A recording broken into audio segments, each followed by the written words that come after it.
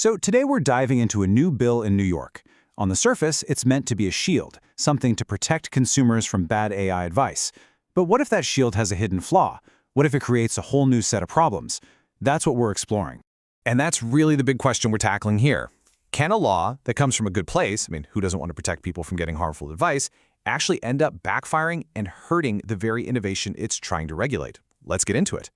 All right, so first things first, let's look at the bill itself. It's called Senate Bill 7263, and its stated goal is pretty straightforward and honestly pretty sensible. Create a new AI shield for the public. So, the basic idea here is to stop a chatbot from pretending to be, an unlicensed doctor, or a lawyer, or your financial guru. It makes the proprietor, that's the company that actually puts the AI out there, responsible if things go south. It also gives you, the individual, the right to sue for any real damages. Oh, and it forces a clear heads up that you're talking to an AI, not a person. But the real kicker, the part with the real teeth, is in the fine print. Okay, you have to really pay attention to this sentence right here. This is a game changer. It basically says a company can't just slap on a disclaimer like, hey, this is an AI, you're on your own, to get out of trouble. This makes it incredibly difficult to avoid liability, and it really sets the stage for some major and maybe unintended consequences. So, to even begin to wrap our heads around those consequences, we need a new way of thinking, a new framework. It's a concept called the autoimmune Trojan horse, and it's a fascinating way to see how a protective measure can go really, really wrong. Think of it just like an autoimmune disease, where your body's own immune system, the very thing designed to protect you, suddenly gets confused and starts attacking healthy parts of you.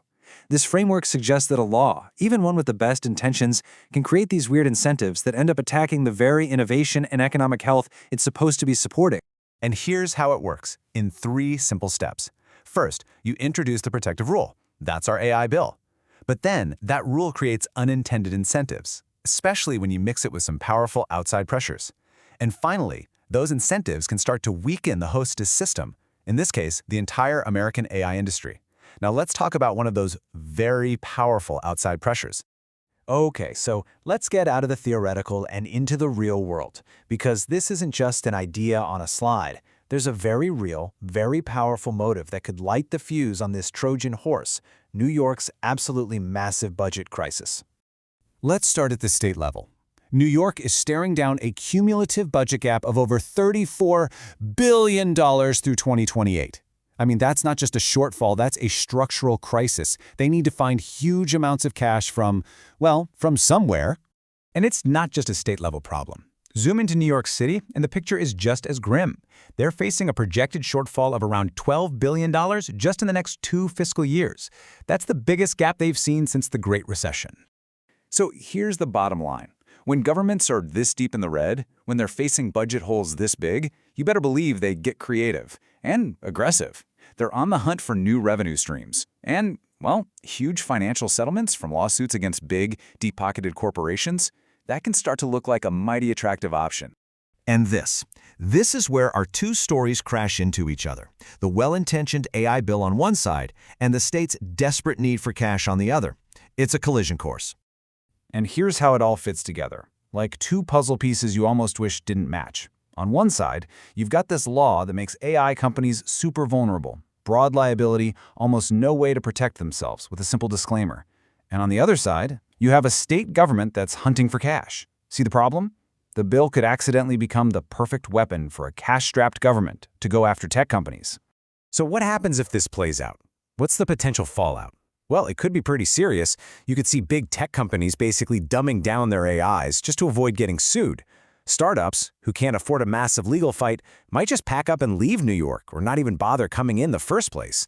And maybe the scariest part? Bad actors, either here or abroad, could intentionally bait chatbots into saying the wrong thing just to trigger these lawsuits and weaken American companies. So, all of this, it brings us right back to the central problem. The real tightrope walk that this legislation, and honestly, all AI regulation has to navigate. It's an incredibly difficult balance. And let's be super clear about one thing, because this is important. This law is trying to get ahead of the curve. It's being proactive. Right now, there aren't widespread, proven cases of chatbots causing the kind of specific harm this bill is designed to stop. It's a law trying to prevent a future crisis, not reacting to one that's already here. And that leaves us with the big, final question. Finding that perfect balance is the defining challenge for policymakers in this age of AI.